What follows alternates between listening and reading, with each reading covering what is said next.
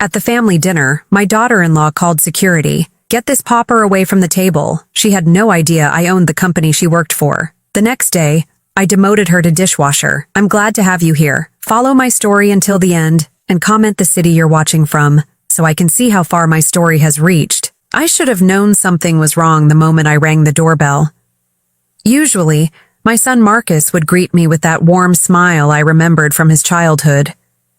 Instead, it was Zariah who opened the door, her perfectly manicured fingers gripping the handle like she owned the place, which I suppose she believed she did. "Oh, you're here." Her voice carried that particular tone she reserved for me, the one that made me feel like an unwelcome guest in my own son's home. I clutched the small gift bag tighter in my hands. Inside was a hand-knitted sweater for my grandson Tommy, something I'd spent weeks working on. "Hello, Zariah. I brought something for Tommy's birthday." She didn't move aside to let me in. Instead, she looked me up and down, taking in my simple black dress. The nicest one I owned, though clearly not nice enough for her standards. "Marcus is still getting ready. The other guests are already here." Other guests.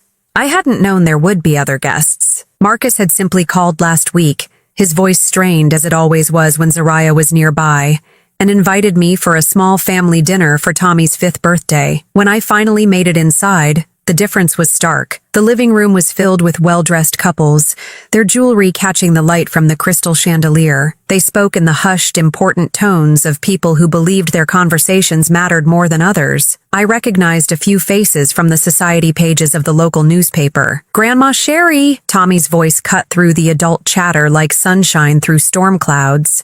He ran toward me, his little arms outstretched, and for a moment everything felt right again. "Happy birthday, sweetheart," I whispered as I hugged him close. He smelled like birthday cake and childhood innocence. "I made you something special." But before I could give him the gift, Zariah's hand was on his shoulder, pulling him away. "Tommy, remember what we talked about?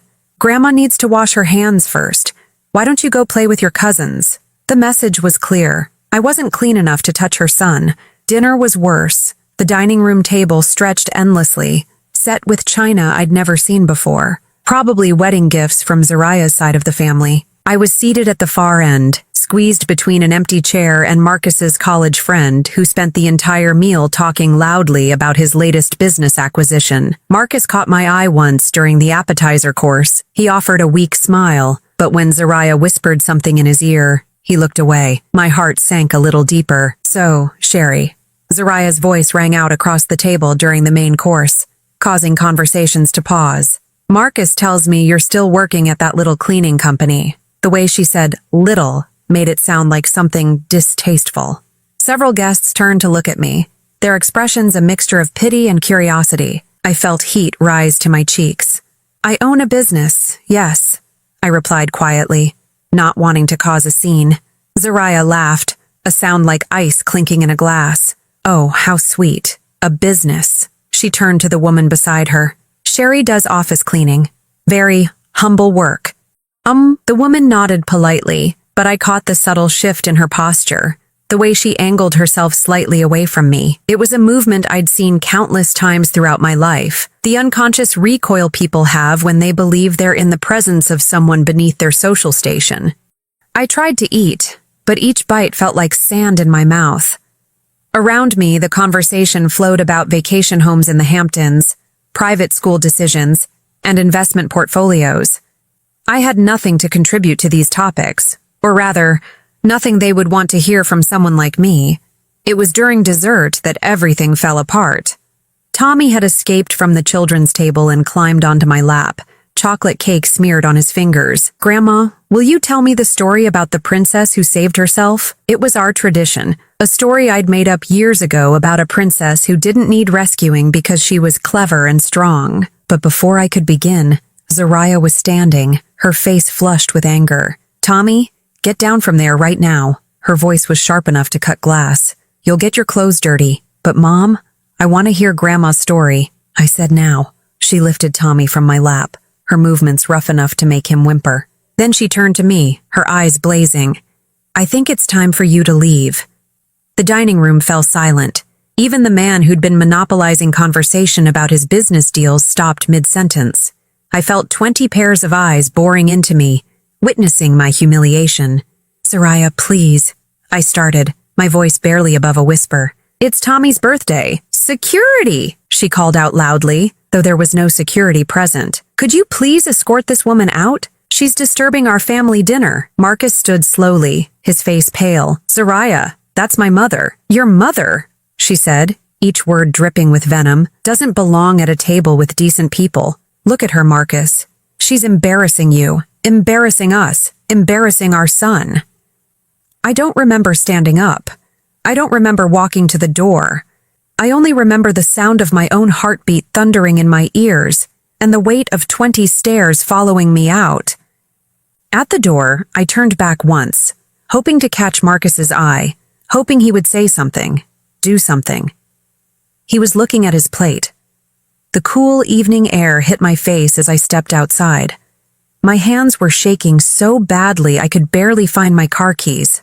As I fumbled in my purse, I heard the front door close behind me with a definitive click. Sitting in my car, I caught sight of myself in the rearview mirror.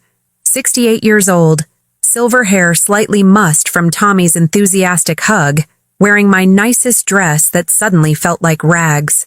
I looked exactly like what Soraya had called me, a poor old woman who didn't know her place. But what Soraya didn't know, what none of them knew, was that tomorrow morning, I would walk into the gleaming headquarters of Meridian Technologies, take the elevator to the top floor, and sit behind the mahogany desk in the corner office. The same company where Soraya worked as a marketing manager, believing she was climbing the corporate ladder with her sharp tongue and calculated cruelty. She had no idea that the woman she'd just humiliated was the founder and CEO of the company that signed her paychecks. As I drove home through the quiet streets, my hands finally steady on the steering wheel, I made a decision. Soraya wanted to teach me about knowing my place. Tomorrow, I would teach her about knowing hers. I arrived at Meridian Technologies at 6:30 in the morning, 2 hours before my usual time. The building stood silent in the early dawn light, its glass facade reflecting the pale sky like a mirror. I'd built this company from nothing 35 years ago, back when people laughed at the idea of a woman starting a tech business. Now, it employed over 2,000 people across 3 states. The security guard, Miguel, looked surprised to see me so early. "Morning, Mrs. Morrison. You're here bright and early today." "Couldn't sleep," I told him, which was the truth.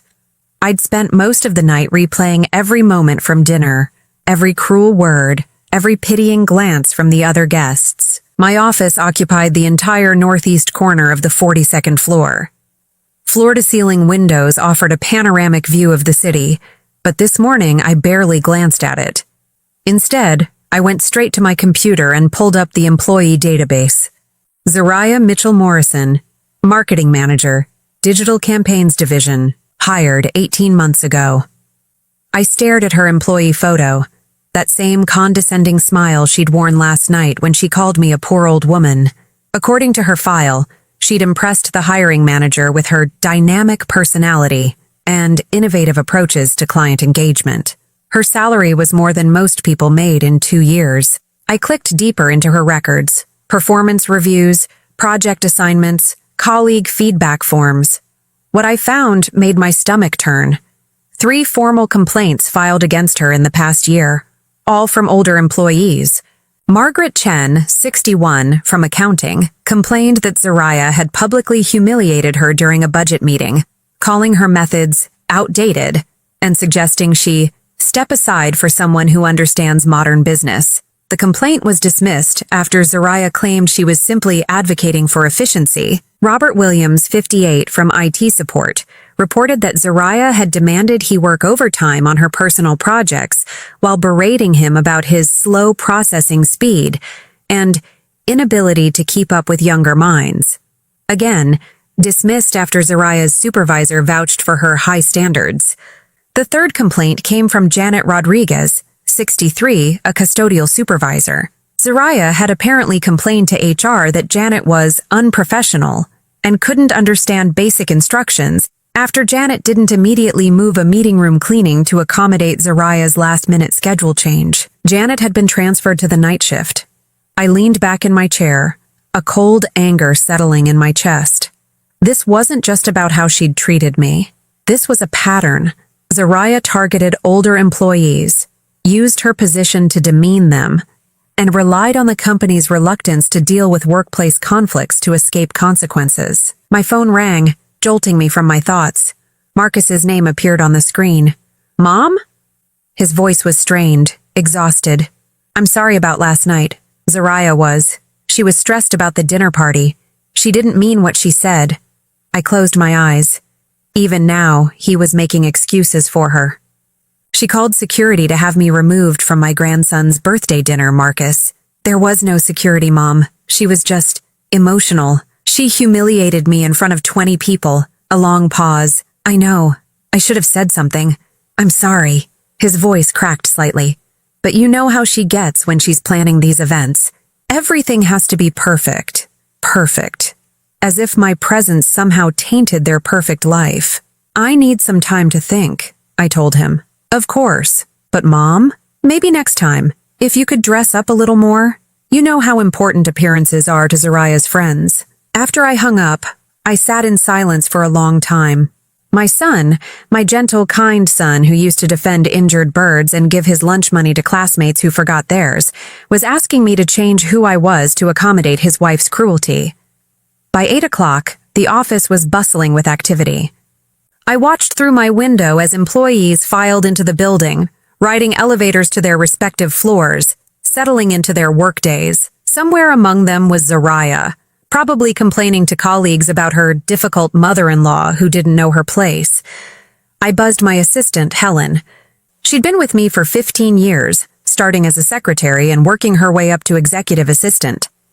She was also 62 years old, exactly the kind of employee Zariah seemed to enjoy targeting. "Helen, I need you to pull some personnel files for me." Quietly. "Of course. Which employees?" "Start with the digital campaigns division. I want to see everything. Performance reviews, project reports, internal communications, and Helen, I especially want to see any records involving interactions with older staff members." Helen paused. She'd worked with me long enough to recognize when something was brewing. "Should I ask what this is about?" "Not yet. But I have a feeling we're going to be making some changes around here." An hour later, Helen returned with a stack of files that confirmed my worst fears. Zariah's division had the highest turnover rate in the company, specifically among employees over 50. Exit interviews revealed a pattern of complaints about ageist attitudes and hostile work environment, but somehow these never made it to my desk. I found records of Zariah's emails, printed out and filed according to company policy. One exchange with a colleague made my hands shake with anger. "Can you believe they're making me work with Janet on the Morrison project? The woman can barely operate a smartphone. Why do we keep these dinosaurs around? They're just taking up space that could go to people who actually understand the modern workplace." The Morrison project, a campaign for a new client that Zariah had claimed credit for, earning herself a substantial bonus. Janet Rodriguez, the 63-year-old custodial supervisor who'd been transferred to nights, had developed the initial concept during a brainstorming session that included support staff. I picked up my phone and dialed extension 4247. "Human Resources. Jennifer speaking. Jennifer, this is Sherry Morrison. I need to see you in my office immediately, and bring the organizational chart for the digital campaigns division." 20 minutes later, Jennifer sat across from my desk, her face pale as I outlined what I'd discovered. "Mrs. Morrison, I had no idea the situation was this extensive. Some of these complaints should have been escalated to your office immediately." "They should have been," I agreed, "but they weren't, which tells me we have more problems than just one employee. However, right now I want to focus on Zariah Mitchell Morrison." Jennifer nodded nervously. "What would you like me to do?" I leaned forward, my decision crystallizing. "I want her transferred immediately, today." "To which department?" I thought about Janet Rodriguez, working the night shift because Zariah found her inconvenient. I thought about Margaret Chen, publicly humiliated for using methods that had worked successfully for decades. I thought about Robert Williams, forced to work overtime on personal projects while being called slow and outdated. Food services, dishwashing. Jennifer's eyes widened. Mrs. Morrison, that's quite a significant demotion. She'll certainly file a grievance. Let her. Tell her it's part of a new company initiative to have management personnel understand all aspects of our operation. Tell her it's temporary, pending restructuring of her division. And if she refuses? I smiled, but there was no warmth in it. Then she can find employment elsewhere. I'm sure there are plenty of companies that would appreciate her. Dynamic personality. After Jennifer left, I stood at my window, looking down at the street 42 floors below. People moved like ants, each focused on their own small piece of the world, unaware of the larger forces shaping their days. Tomorrow, Zariah would report to the basement cafeteria. She would put on a hairnet and wash dishes in industrial sinks, working alongside the people she'd dismissed as dinosaurs and obstacles. She would learn what it felt like to be looked down upon, to have her value questioned, to be treated as if she didn't matter. And she would do it all without knowing that the woman she'd humiliated last night was the one holding her future in her hands. I picked up my phone to call the cafeteria manager. There was work to be done. The cafeteria in the basement of Meridian Technologies hummed with the constant noise of industrial dishwashers and food preparation. Steam rose from massive sinks where dishes were scrubbed and sanitized before being loaded into commercial washers. It was honest work, the kind that kept a company running, but invisible to most of the people who benefited from it. I stood in the service corridor, wearing a maintenance uniform I'd borrowed from the facilities department. At 68, I could easily pass for one of the older cleaning staff members. My silver hair was tucked under a baseball cap, and I carried a clipboard to complete the disguise. Zariah had been here for 3 days. Through the kitchen service window, I watched her struggle with the industrial spray nozzle, her designer manicure already chipped and ruined. She wore the standard-issue hairnet and plastic apron, but her face bore an expression of barely contained rage that made several of her coworkers give her a wide berth. "This is absolutely ridiculous," she muttered to Maria, the woman working beside her. "I have a master's degree in marketing. I was managing a 7-figure campaign portfolio. Now they have me washing dishes like some common what?" Maria interrupted, her voice sharp. She was about 55, with calloused hands that spoke of years of hard work. "You think this work makes us less than you?" Zariah's face flushed. "That's not what I meant. I just meant that I'm qualified for something better." "We're all qualified for something, honey," said Janet Rodriguez, who was preparing vegetables at the next station.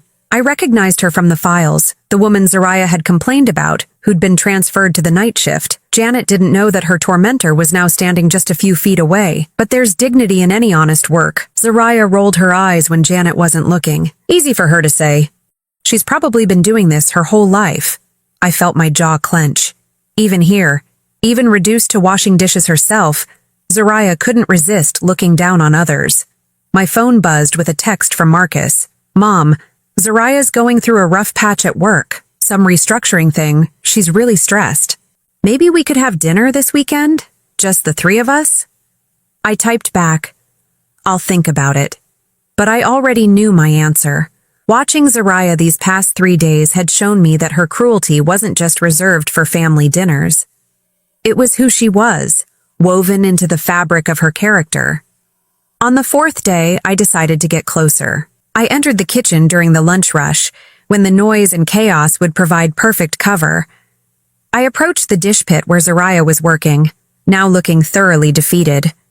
Her blonde hair hung limp beneath the hairnet, and there were dark circles under her eyes. "Excuse me?" I said, deliberately roughening my voice and adding a slight accent. "I need to clean the floor around your station."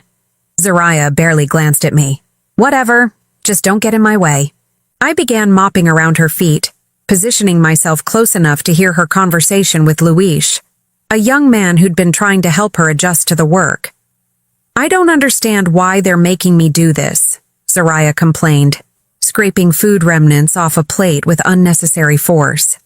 "It's probably that dried-up old bitch from HR. She never liked me." Luis shook his head. "Jennifer's actually pretty fair. Maybe it really is just temporary like they said. Temporary my ass, Zariah snapped. This is punishment for something. I just can't figure out what. She gestured around the kitchen with a soapy hand. Look at this place. Look at these people. I don't belong here. Hey, Louise said quietly. These people work hard. They're good people.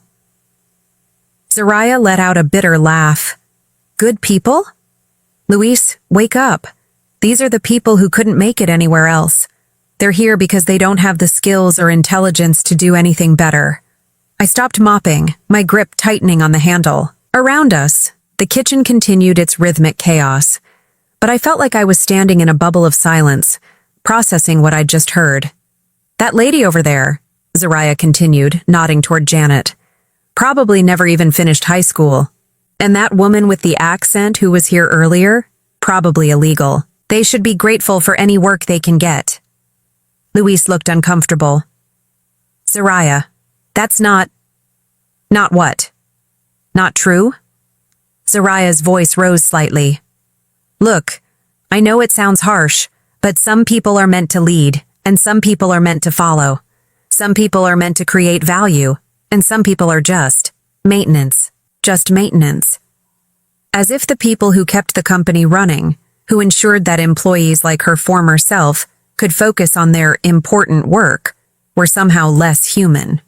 I resumed mopping, moving methodically around the kitchen, listening to Zariah continue her commentary on her co-workers. She criticized Maria's English, called Louise naive for defending the older workers, and made snide remarks about Janet's appearance. The worst part, she said as she rinsed a stack of plates, is that my mother-in-law probably loves this.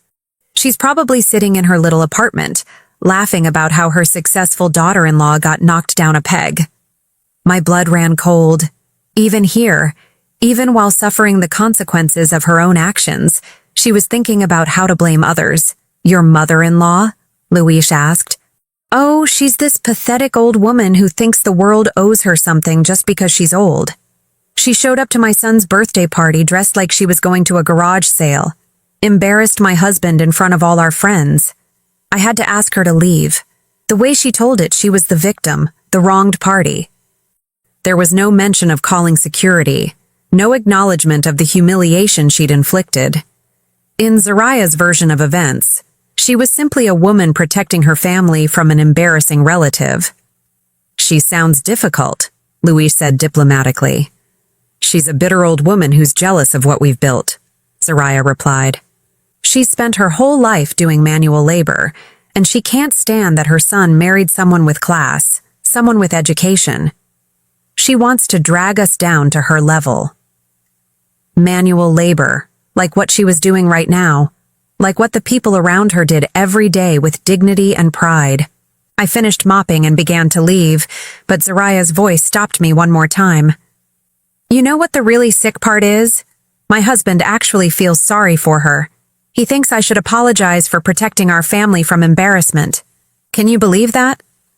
As I walked away, I heard Louise say quietly, maybe you should talk to her. Family's important. Zariah's laugh was sharp and cold. Family? Real family doesn't show up looking like they just crawled out of a trailer park. Real family understands social boundaries. I made it to the service corridor before my hands started shaking. I leaned against the wall, removing the baseball cap and running my fingers through my silver hair. 3 days of washing dishes, of seeing how the other half lived, of working alongside people she'd previously dismissed, and she'd learned nothing. If anything, she'd doubled down on her prejudices. That evening, Marcus called again. Mom, I'm worried about Zariah. This job situation is really getting to her. She comes home exhausted and angry every day. What does she say about it? I asked, already knowing the answer. She thinks someone at her company is targeting her.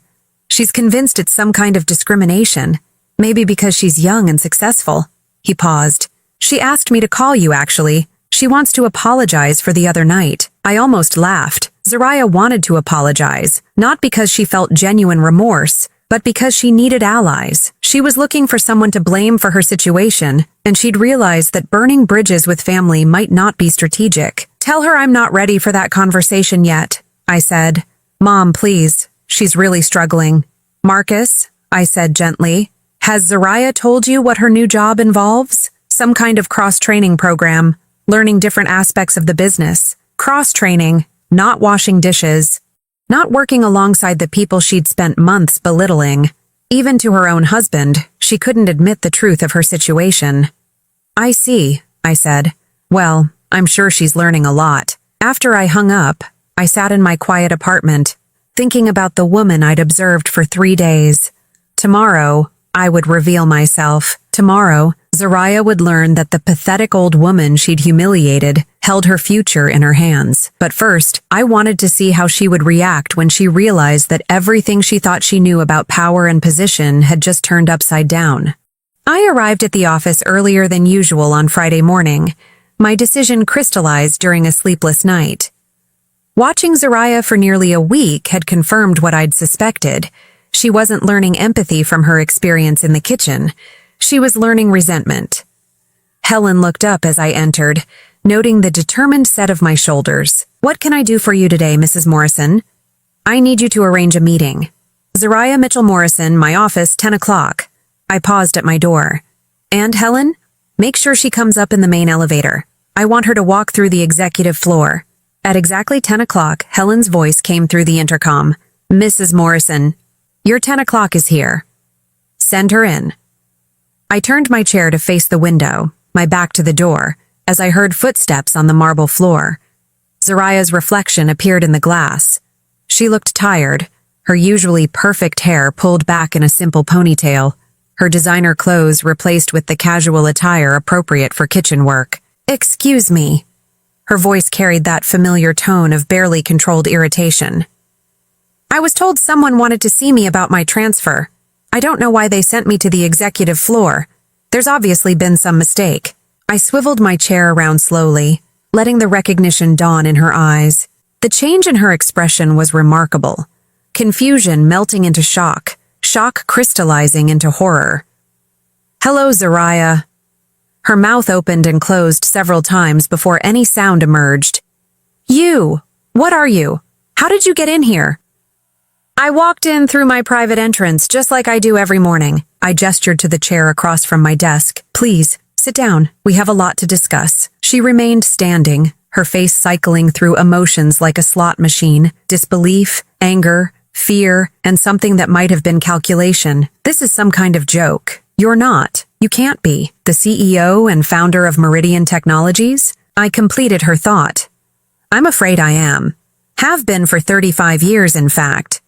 Zariah sank into the chair as if her legs had given out. But you. At dinner you said you worked for a cleaning company. I said I owned a business. You assumed it was a cleaning company.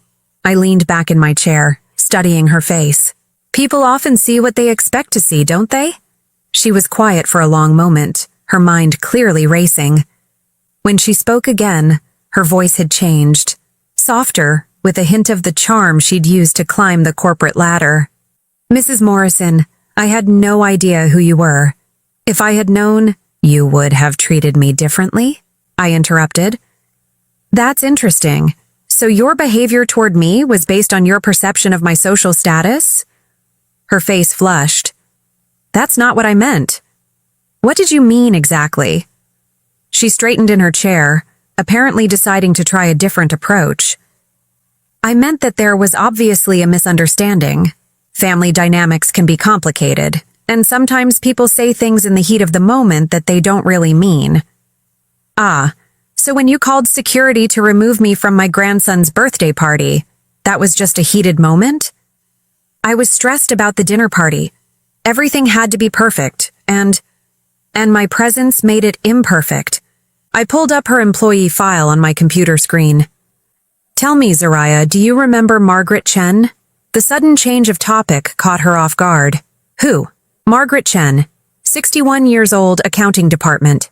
You publicly humiliated her during a budget meeting, suggested she step aside for someone who understands modern business. Zariah's eyes darted around the office, looking for an escape route that didn't exist. That was a professional disagreement. Sometimes you have to be direct in business. What about Robert Williams? IT support? You made him work overtime on your personal projects while telling him he couldn't keep up with younger minds. I have high standards. And Janet Rodriguez? You complained that she was unprofessional because she couldn't immediately accommodate your last-minute schedule changes. She was transferred to the night shift because of your complaint. Zariah's carefully constructed composure began to crack. I don't understand what this has to do with anything. Those were legitimate workplace issues. I turned my computer screen toward her, showing her the list of complaints filed against her. 3 formal complaints about age discrimination in 18 months, all dismissed because your supervisor believed you were simply maintaining high standards. Because I was. Were you maintaining high standards when you told Luis that the people in the kitchen are there because they don't have the skills or intelligence to do anything better? The color drained from her face. You were. That was you in the kitchen? Every day this week, listening to you dismiss hardworking people as maintenance. Watching you learn nothing from your experience except how to blame others for your situation. She stood up abruptly, her mask finally slipping completely. This is entrapment. You can't spy on employees. I can observe the workplace culture of my own company. What I found was an employee who systematically targets older workers, who believes social status determines human worth, and who lacks the basic empathy required for leadership. You're doing this because of the dinner. The accusation burst out of her. This is personal revenge. I stood as well, moving to the window that overlooked the city. Do you know what I built this company on, Zariah? The idea that innovation comes from respecting every perspective, that wisdom has many forms, and that a person's value isn't determined by their age or background. I turned back to face her. You represent everything I've spent my career fighting against. So what happens now? Her voice was barely a whisper. Are you going to fire me? That depends on you. Hope flickered in her eyes. What do you mean? You have a choice. You can continue working in the kitchen, learning what it means to be treated the way you've treated others. Maybe eventually you'll develop some understanding of how your actions affect people. And the other option? You can resign, today. I'll provide a neutral reference that mentions your marketing skills without detailing the reasons for your departure. She stared at me for a long moment, and I could see her weighing her options. Finally, she spoke, and her words revealed everything I needed to know about her character. This is blackmail. You're using your position to force me out because I didn't know who you were. I'm giving you an opportunity to leave with your dignity intact. My dignity? Her voice rose. You had me washing dishes for a week. You humiliated me. I gave you the same treatment you've given to employees under your supervision. The difference is, they had no choice. You do. Zariah moved toward the door, then turned back, her face twisted with anger. Marcus will hear about this. He'll know what kind of person his mother really is. Marcus will hear the truth. Yes. He'll learn that his wife has been systematically bullying older employees and that she called security to remove his mother from his son's birthday party. She froze with her hand on the door handle. He'll also learn, I continued, that when given the opportunity to take responsibility for her actions and grow as a person, she chose to blame others and play the victim. You're destroying my marriage. Your marriage is not my responsibility, Zariah. Your character is. She stood there for another moment, her chest rising and falling with rapid breaths. When she spoke again, her voice was cold and calculated. I choose the kitchen. I'll stay in the kitchen. And I'll prove that this is all about your petty revenge. Marcus will see through this eventually. I nodded slowly. Very well. Report to the cafeteria Monday morning. Same time, same station. After she left, I sat back down at my desk, feeling older than my 68 years. I'd hoped that revealing the truth would shock her into self-reflection, that she might choose to use this as an opportunity for growth. Instead, she'd chosen defiance and delusion. She would return to the kitchen not to learn, but to endure. She would paint herself as the victim of a vindictive old woman, never acknowledging that her current situation was the direct result of her own cruelty. My phone buzzed with a text from Marcus. Can we have lunch today? Zariah has something she wants to tell you. I looked at the message for a long time before responding. I'm afraid I'm quite busy today. Perhaps another time. Because I already knew what Zariah wanted to tell me. She wanted to confess her identity, to leverage our family connection to escape the consequences of her actions. She wanted to turn Marcus against me by painting herself as the victim of my unreasonable expectations. But that conversation would come on my terms, not hers. And when it did, Marcus would learn some uncomfortable truths about the woman he'd married and the mother he'd failed to defend. The reckoning was far from over. The call came on a Tuesday evening, 3 weeks after my confrontation with Zariah. Marcus's voice was strained, carrying the weight of someone who'd finally been forced to see an uncomfortable truth. "Mom, we need to talk. All three of us." I set down my teacup, noting the tremor in his voice. "About what, specifically?" "About Zariah's job situation. About what happened at Tommy's birthday. About everything." He paused, and I could hear muffled voices in the background. Zariah coaching him, no doubt. "She told me who you really are. And how do you feel about that?" A long silence, confused, angry. "I don't understand why you didn't tell me you owned the company where she works. You never asked what kind of business I owned, Marcus. You assumed, just like she did." "That's not the point, Mom. The point is that you've been manipulating her employment, punishing her because of personal family issues." I closed my eyes. Even now, even knowing the truth, he was defending her. "Is that what she told you?" "She told me you've been making her wash dishes for weeks as some kind of revenge. That's not the mother I know." "Then perhaps you don't know me as well as you think, just like you don't know your wife as well as you think." "What's that supposed to mean?" "It means we should have this conversation in person. Tonight. My apartment, 8 o'clock. They arrived 15 minutes late. Zariah had clearly spent time preparing.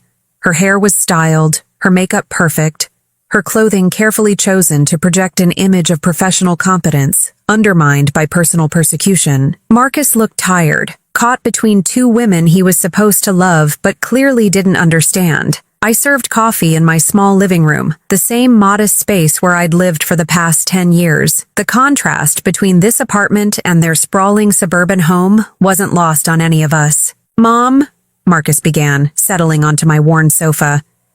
"Zariah has told me some disturbing things about what's been happening at her work." "I'm sure she has." I remained standing, my hands clasped behind my back.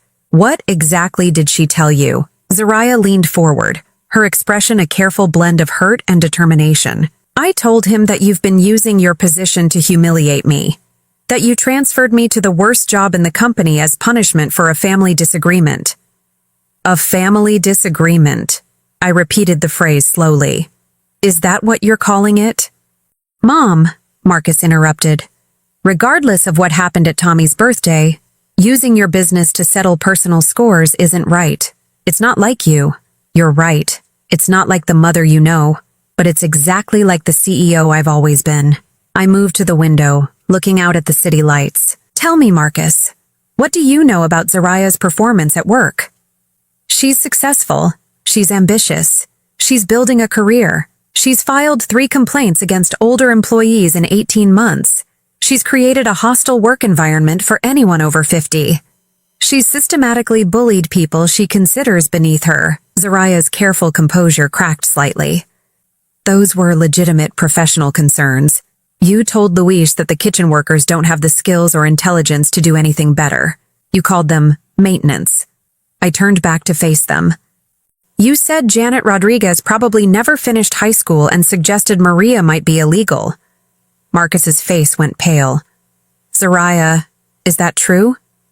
I was frustrated. People say things when they're under stress. "The same way you say things when you're stressed about dinner parties?"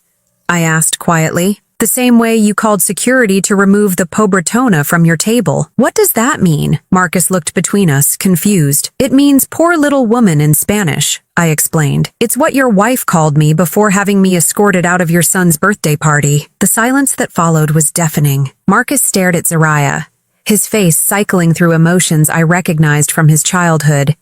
The same look he'd worn when he was 7 and realized that Santa Claus wasn't real. "You called my mother a poor little woman?" Zariah's eyes darted around the room like a trapped animal. "Marcus, you have to understand, she showed up looking like... I didn't know who she was." "So that makes it acceptable?" "No, but what?" His voice was rising now. the careful control he'd maintained for years finally cracking. But it's okay to humiliate people if you think they're poor. But it's okay to throw my mother out of our house if she doesn't meet your standards? Marcus, please, you're not understanding. I'm understanding perfectly.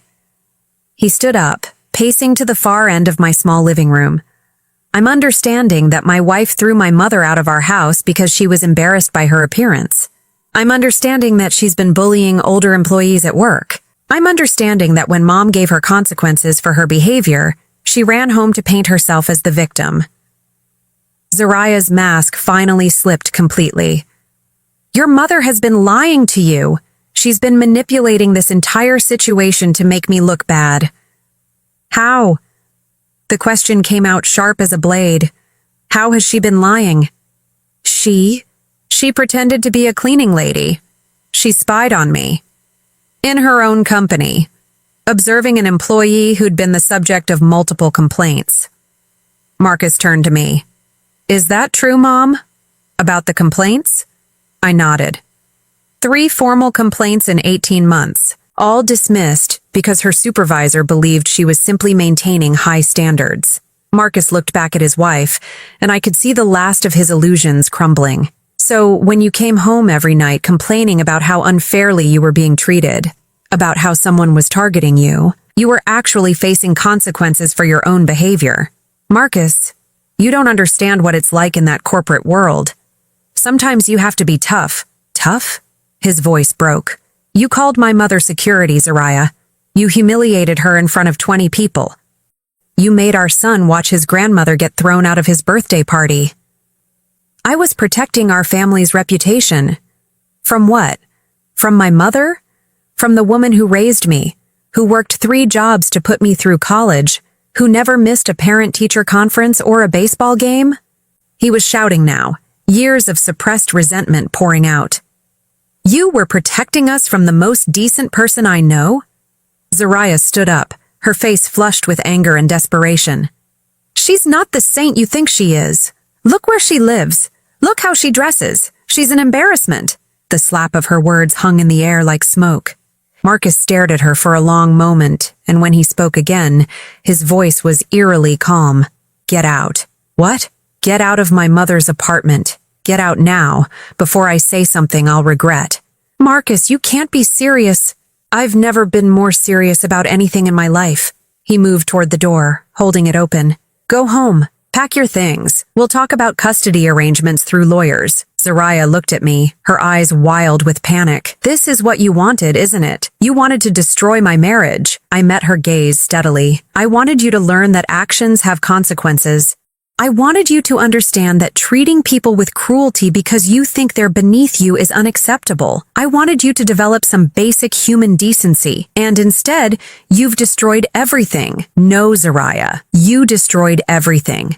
The moment you decided that my grandson was better off without his grandmother, the moment you chose cruelty over kindness, the moment you made Marcus choose between his wife and his conscience. She looked between Marcus and me one final time, searching for something that would save her. Finding nothing, she grabbed her purse and stalked toward the door.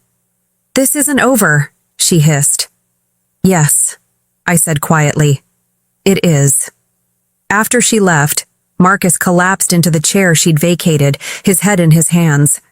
We sat in silence for a long time, the weight of 20 years of mistakes settling between us. I'm sorry, Mom, he finally whispered. I'm so sorry for everything. I know you are. How long have you known about who she really is? I suspected from the beginning, but I hoped I was wrong. I hoped that maybe she would change, that maybe love would make her kinder. He looked up at me, his eyes red-rimmed. What happens now? Now you rebuild. You focus on being the father Tommy needs. You remember who you are underneath all the compromises you made. And Zariah? I thought about her options. Resignation or continued humiliation in the kitchen of my company. Zariah will figure out her own path. She always has. Marcus nodded slowly. Can you forgive me for letting her treat you that way?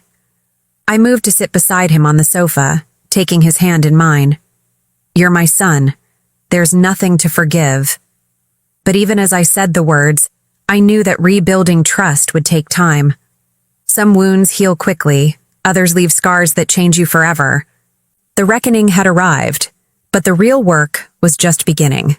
6 months later, I sat in my office on a crisp autumn morning, reviewing the quarterly reports that showed Meridian Technologies' continued growth.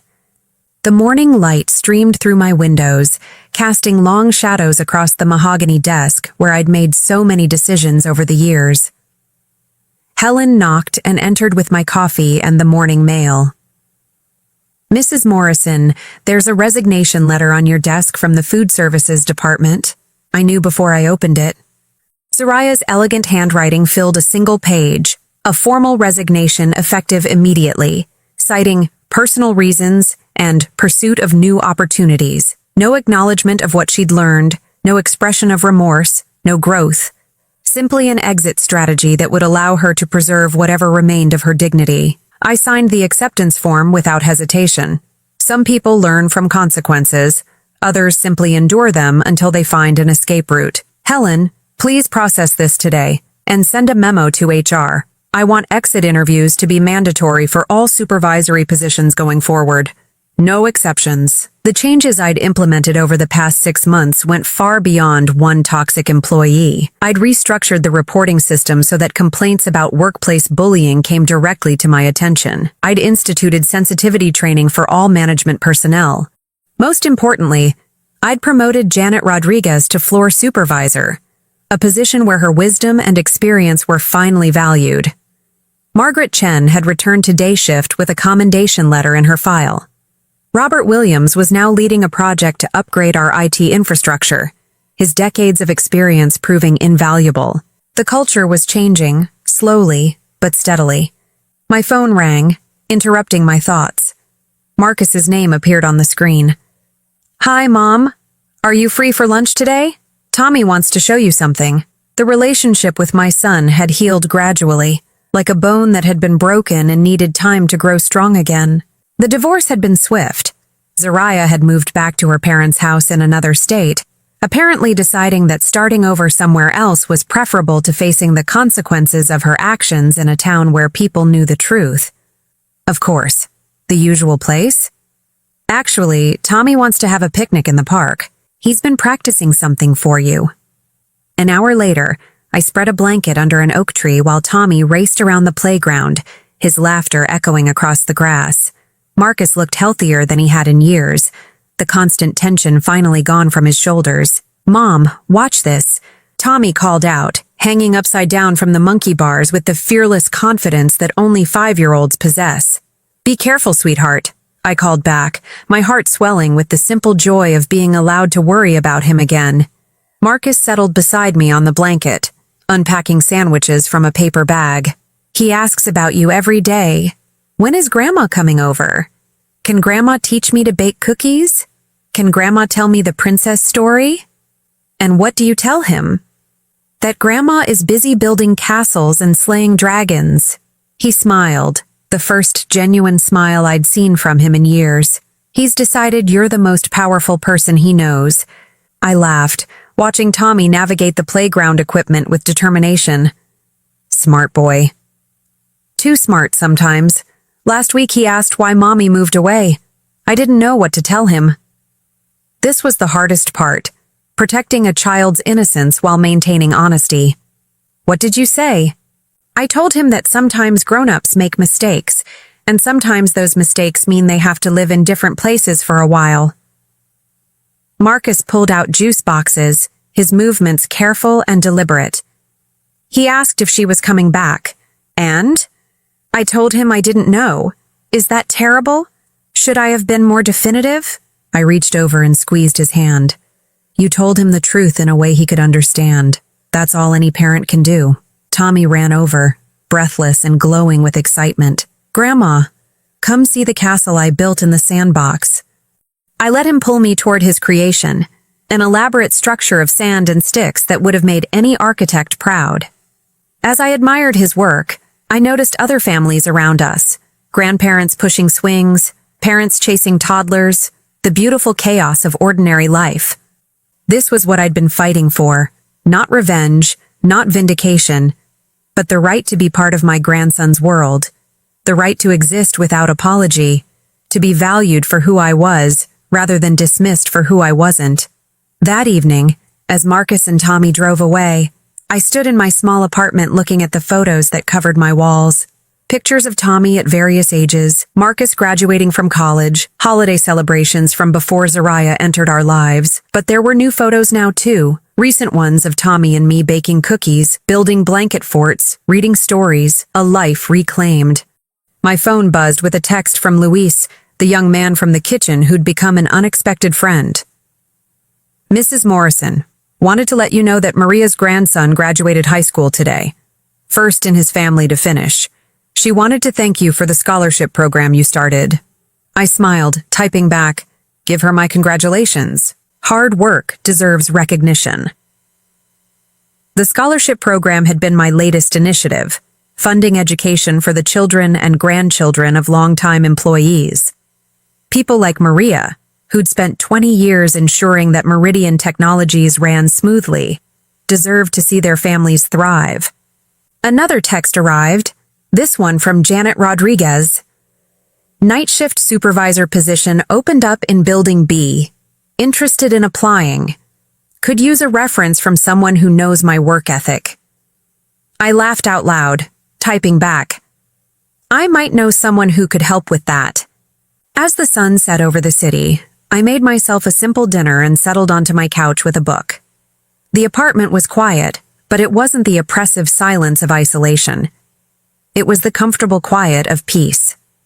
I thought about Zariah, wherever she was now, and felt something I hadn't expected, not satisfaction in her downfall, but sadness for the opportunities she'd wasted. She could have learned from her experience in the kitchen. She could have developed empathy, grown as a person, rebuilt her relationship with Marcus on a foundation of mutual respect rather than social climbing. Instead, she'd chosen to see herself as a victim, to blame others for consequences she'd brought upon herself. Some people spend their entire lives running from accountability, never realizing that the freedom they seek can only come from taking responsibility for their choices. My phone rang one final time. Marcus again. Mom, Tommy wanted me to call and tell you good night. He's worried you might be lonely. I heard my grandson's voice in the background. Tell Grandma that dragons are scared of the dark, so she should leave the lights on. Tell him I'll leave the lights on, I said, smiling. And Marcus, thank you. For what? For choosing to see the truth when it mattered. After we hung up, I did indeed leave a small light on in the kitchen. Not because I was afraid of dragons, but because Tommy worried about me. And being worried about was a privilege I'd almost lost. I settled into bed that night thinking about power, not the kind that comes from corporate titles or social status, but the kind that comes from knowing your worth and refusing to accept anything less, the kind that allows you to stand up for yourself and others, even when it's difficult, the kind that comes from choosing dignity over convenience, truth over comfort. Zariah had thought she understood power. She'd believed it came from putting others down, from climbing social ladders, from marrying into a family she considered beneath her true aspirations. She'd mistaken cruelty for strength, manipulation for intelligence. But real power, the kind that lasts, the kind that builds rather than destroys, comes from lifting others up. It comes from using your position to protect those who can't protect themselves. It comes from understanding that every person has value, regardless of their age, their accent, their education, or their job title. I'd built Meridian Technologies on those principles 35 years ago, and I'd defend them for as long as I drew breath. The next morning, I would wake up and return to my office, where I would continue the work of building a company culture based on respect and dignity. I would review applications for the scholarship program, approve promotions for deserving employees, and ensure that the mistakes of the past couldn't be repeated. But tonight, I simply slept the deep, peaceful sleep of someone who had fought for what mattered and won. Not through revenge or retaliation, but through the quiet, persistent application of consequences and the unwavering belief that everyone deserves to be treated with basic human decency. I had reclaimed my place in my family and my company. I had protected others from the kind of treatment I'd endured. And most importantly, I had shown my grandson that his grandmother was indeed powerful, not because she could hurt people, but because she chose to help them. That was the kind of power worth having, The kind that built legacies instead of tearing them down. The kind that created light instead of darkness. The kind that let you sleep peacefully, knowing you'd done the right thing. Now I'm curious about you who listened to my story. What would you do if you were in my place? Have you ever been through something similar? Comment below, and meanwhile I'm leaving on the final screen 2 other stories that are channel favorites, and they will definitely surprise you. Thank you for watching until here.